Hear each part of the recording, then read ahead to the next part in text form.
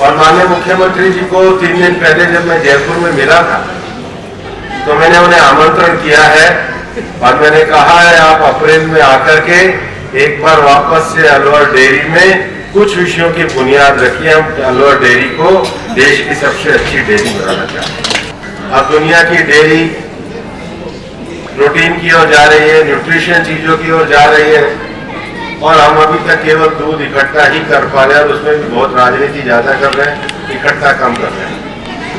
इतनी दादागिरी है कि इसकी डेयरी बंद करो, इसकी डेयरी शुरू करो।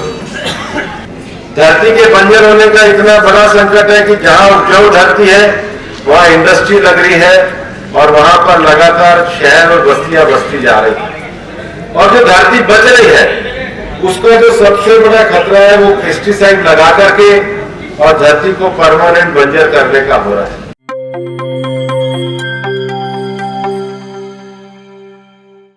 भाजपा केंद्रीय मंत्री भूपेंद्र यादव को अब तक अलग अलग राज्यों में अपने चुनावी रणनीतिकार के रूप में क्यों भेज रही है?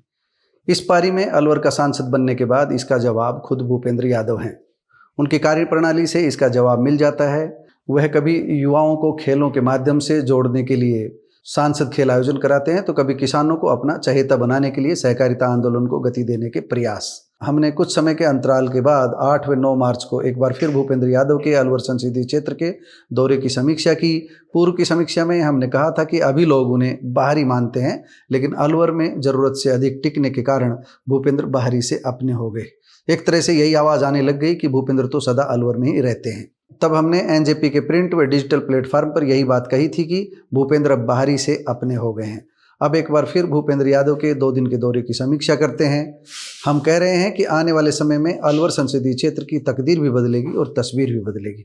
आगे बढ़ने से पहले भूपेंद्र ने 2 दिन के दौरान क्या कुछ कहा वह सुन लेते हैं।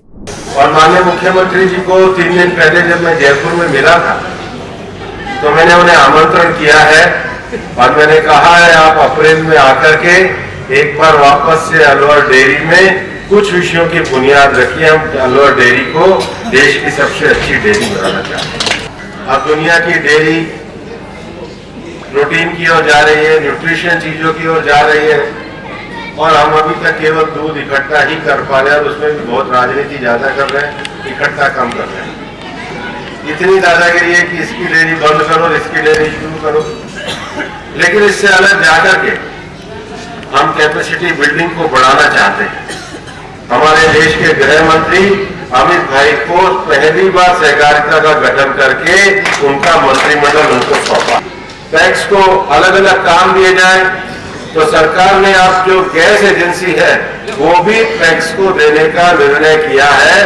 भविष्य में गैस एजेंसी की सुविधा भी देश में पैक्स को मिलेगी। दुनिया की 3 बड़ी समस्याएं, एक तो बड़ी समस्या यह है कि इतनी गाड़ियां इतना धुआं उड़ा रहे हैं कि धरती का टेम्परेचर जो लाखों सालों में 1.5 डिग्री बढ़ता था वो 100 साल में ही 1.5 डिग्री बढ़ा और उसके कारण धरती जितनी गर्म होगी हिमालय के ग्लेशियर उतने ही पिघलेंगे, समुद्र का जल स्तर बढ़ेगा और नए तरह के जलवायु संकट पैदा हो।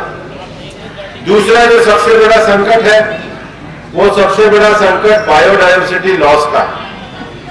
अब जो पुरानी पेड़ लगे हुए थे, नए नए स्पीशीज आ रही है, बायोडायवर्सिटी का नया संकट हो रहा है।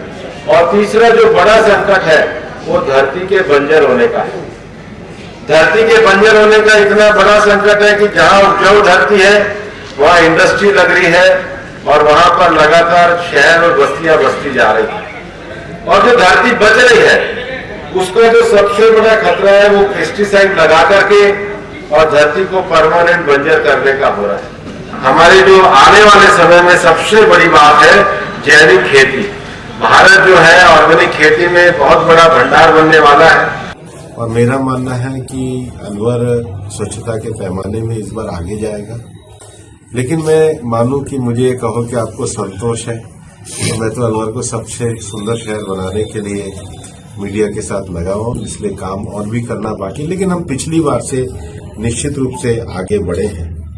अलवर की ग्रामीण की सड़कों का भी आपने विस्तार से लिखा है और सड़क निर्माण के साथ ही साथ हम अलवर में टूरिज्म को बढ़ाने की और संभावनाओं को बढ़ाने की बात कर रहे हैं।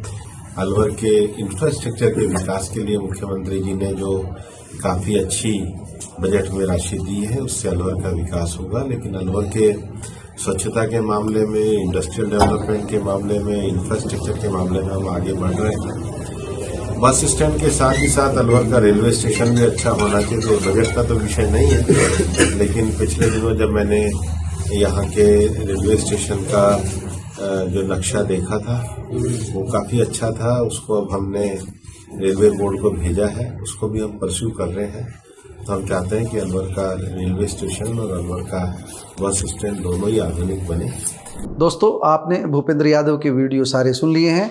2 दिन में उन्होंने कहां पर क्या कुछ कहा ये समझ लिया होगा आपने। आगे बढ़ने से पहले महेश कुमार वैद्य का सादर अभिवादन और चैनल को लाइक एवं सब्सक्राइब करने की अपील स्वीकार करें। आप वीडियो सुनकर बहुत कुछ समझ ही चुके हैं। वीडियो में वह अलवर में पत्रकारों से बातचीत भी करते हुए नजर आ रहे हैं और उजौली में भाषण देते हुए भी। हमने अलवर की तकदीर व तस्वीर बदलने की बात इसलिए कही है क्योंकि भूपेंद्र यादव का रोड मैप इसका संकेत दे रहा है। भूपेंद्र यहाँ के लोगों के लिए वीर बन गए हैं। राजस्थान में वीर भाई को कहते हैं। मेरा माँ का जाया वीर, आपने सुना भी होगा। भूपेंद्र अलवर के परिवारों से भाई जैसा रिश्ता जोड़ रहे हैं। हम तनिक धीर रखने की बात इसलिए कह रहे हैं कि क्योंकि कुछ बड़ी परियोजनाओं के क्रियान्वयन में समय लगना ही है। उन्होंने एनडीए की तुलना में पहले अस्तित्व में रहे यूपीए पर भी सवाल खड़ा किया और बाद में अस्तित्व में आए इंडिया गठबंधन को भी घेरा। बिहार विधानसभा चुनाव में भी दिल्ली की तरह बड़ी जीत का दावा किया और आर्टिफिशियल इंटेलिजेंस के लाभ भी बताए।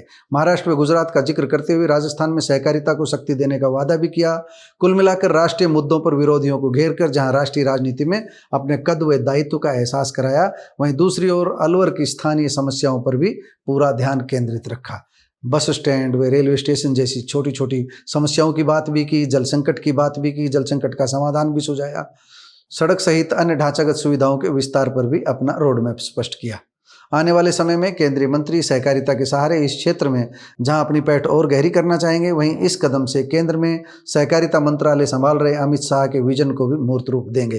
केंद्रीय मंत्री के 2 दिन के दौरे का यही सार है। 8 मार्च को सबसे पहले भूपेंद्र यादव का बहरोड क्षेत्र के गांव में स्वागत होता है। फिर कोटकासिम क्षेत्र के गांव उजौली में ग्रामीण सहकारिता समिति परिसर में पूर्व निर्धारित उद्घाटन कार्यक्रम के बाद सहकार से समृद्धि की ओर कार्यक्रम में भूपेंद्र यादव शिरकत करते हैं। यहाँ के कार्यक्रम में उजौली के अलावा आकोली, कानड़का, बिलाहेड़ी व मकड़ावा सहकारी समितियों के सदस्य भी शामिल हुए। इसी दिन भूपेंद्र हरसोली पहुंचे और अलग अलग कार्यक्रमों में भाग लिया। 9 मार्च को अगले दिन अलवर में प्रबुद्धजन सम्मेलन का आयोजन किया। भाजपा कार्यालय में पहुंचकर बजट पर प्रेस कॉन्फ्रेंस की, सरकार का विजन सामने रखा।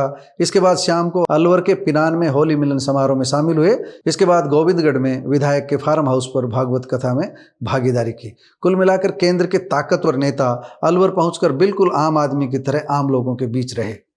दोस्तों, भूपेंद्र यादव को लेकर हमारी ये समीक्षात्मक रिपोर्ट कैसी लगी कमेंट बॉक्स में जाकर बताइएगा जरूर। नमस्कार, धन्यवाद।